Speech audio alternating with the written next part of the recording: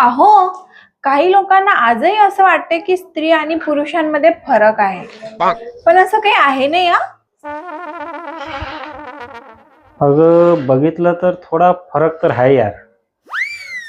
काय फरक आहे सांगा बरं. फरक ना तुमच्या डोक्यात आहे, दुसरं काही नाही आहे. आता कसं समजावून सांगू तुला, तू समजणार नाही. तुम्ही ना मला समजवू पण नाही शकणार.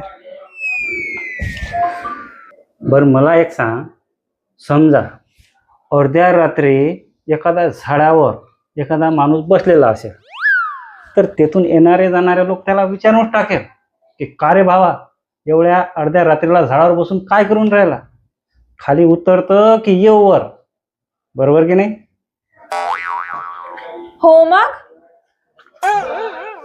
पण आता विचार कर, त्याच झाडावर त्या माणसाच्या जागी जर एखादी स्त्री बसलेली असेल ना, तर तीच लोक भूत भूत करत पळत सुटतील, आहे की नाही?